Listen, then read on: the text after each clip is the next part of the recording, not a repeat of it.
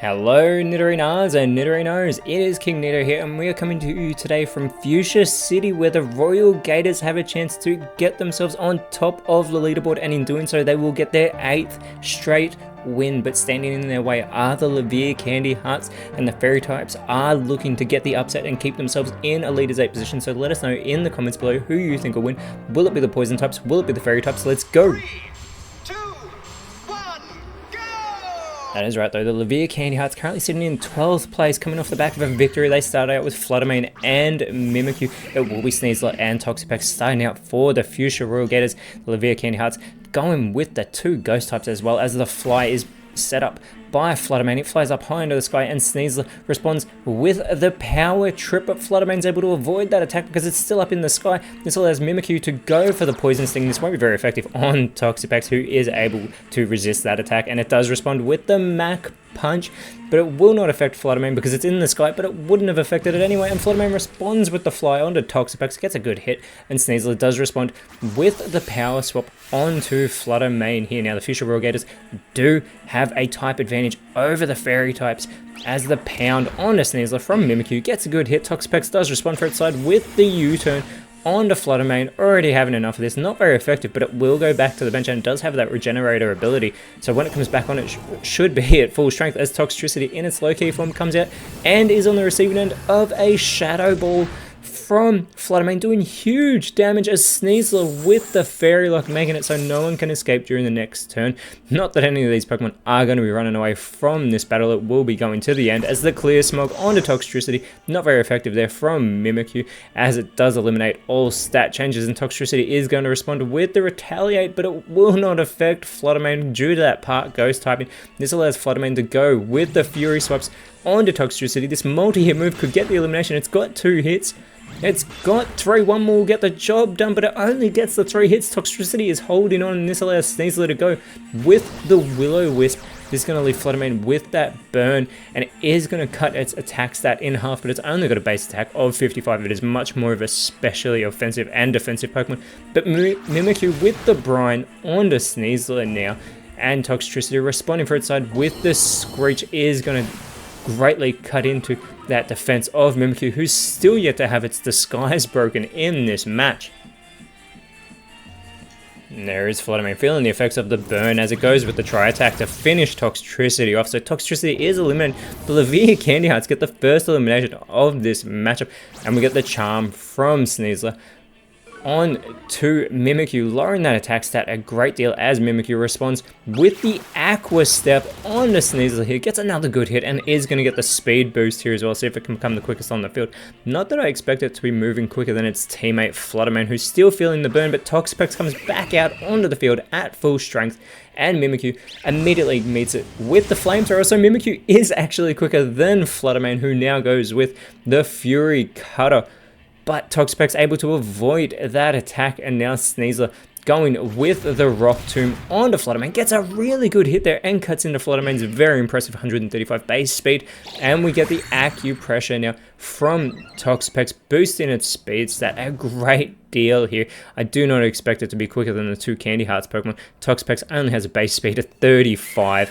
And the Tail Glow now from Mimikyu is going to boost its special attack a great deal here, as Mimikyu only has that base 50, but Sneasler with the Memento is going to cut into the attack and special attack of Fluttermane, but in doing so it takes itself out of this matchup. The Levere Candy Hearts already have a 2 Pokemon advantage, as we get the Aura Sphere from Toxapex, which will not affect Fluttermane. Again, it is immune to fighting type moves, and this allows Fluttermane to go for the Hydro Pump. Now this is not going to do much damage to Toxapex. It does resist that move, as Fluttermane's still feeling the effects of that burn. It is in knockout range at the moment, as out comes Goodra for the Fuchsia Royal Gators, and it is going to Terastallize into its poison typing. The Royal Gators know they have a lot riding on this. They do not want this 7-game win streak to end here, especially to a type that they are strong against.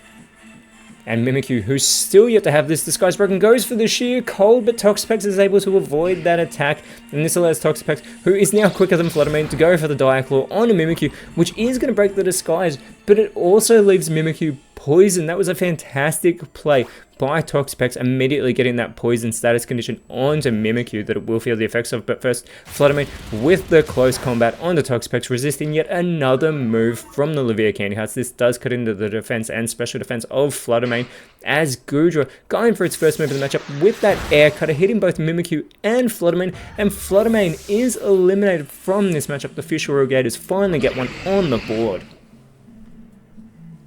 And there is Mimikyu feeling the effects of that poisoning for the first time, as out comes Carbink for the Candy Hearts, and Mimikyu still the quickest on the field, going with the Outrage onto Toxapex. Still Toxapex tanking these hits and responding with the Petal Blizzard, hitting everybody on the field, gets a great hit on Mimikyu, and it's super effective on the highly defensive Carbink as well, and Goodra follows it up with the Sweet Scent.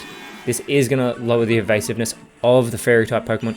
Of Mimikyu, as Carbink with the Stone Edge now onto Toxapex. That is the most damage we've seen Toxapex take in a single hit, but Mimikyu is eliminated from its poisoning as well. So the Fuchsia Royal Gators have leveled the playing field, as out comes Hatterene, and remember, it is a part Psychic type.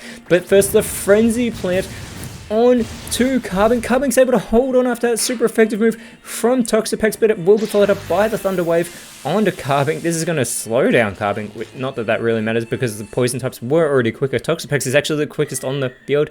Hatterene, though, with the speed swap, and Hatterene being one of the slowest Pokemon in the Poketype League with only that base 29 switcher speed stats, with Goodra, who's on the receiving end of an Ice Beam from Carbink, which would normally be super effective, but due to Goodra being the Terra Poison type Pokemon for the Royal Gators, doesn't take as much damage, but it receives the Clanging Scales from Hatterene, also hitting Toxapex, and Toxapex is eliminated from this matchup. The Candy Hearts have taken back the lead, but now we get the Flower Trick from Goodra onto Hatterene. Critical hit as always, taking huge damage, and Carbink responding for its side with the Lash Out onto Goodra, getting a good hit there, but Goodra's ability tries to slow down Carbink, but it has the clear body, so that will not happen, and out comes Alolan Muck for the Royal Gators on the receiving end of the dual Wing Beat, and it is a part Dark type, so it will be immune to those Psychic type moves if Hatterene tries to capitalize on that. And Muck now going with the Razor Leaf, hitting both Hatterene, who holds on, and Carbink, who is super effective, and Carbink is eliminated, leveling this playing field yet again, and Goodra follows it up with the Lick, and it completes the huge play. Hatterene is eliminated, and now out comes Carbink for the Levia Candy Hearts, another part Psychic type, and Klefki as well. And Klefki immediately with the Terra Blast onto Goodra, gets a good hit here. Goodra could be eliminated. Gardevoir needs to capitalize, going with the Magnerise instead. It is going to levitate due to its electromagnetism here. And now Muck going with the Spin Out. This will be super effective on Gardevoir, and it is a one-hit wonder. Muck has just cut into its speed to do so, but a fantastic hit. And now Goodra follows it up with the Overheat, another super effective move, and another one-hit wonder. It is a one-hit wonder huge play. It is a master play, and the Fuchsia Royal Gators have ran away with it in the end of this matchup, and this will put them on top of the leaderboard for the first time since round 8. The Heart Home Spectres will not finish around on top of the leaderboard, as next round the Fuchsia Royal Gators look to get their 9th win in a row against the Striaton Greens, whereas the Candy Hearts, who stay in 12th place, will be going up against the Akala Capsules next round. But until then, Nidorinos, thank you so much for watching. Let us know in the comments below who you thought was the best on field. And if you enjoyed what you saw, please leave a like, share, subscribe, but more importantly, always remember, you are awesome, and I'll see you when you see me.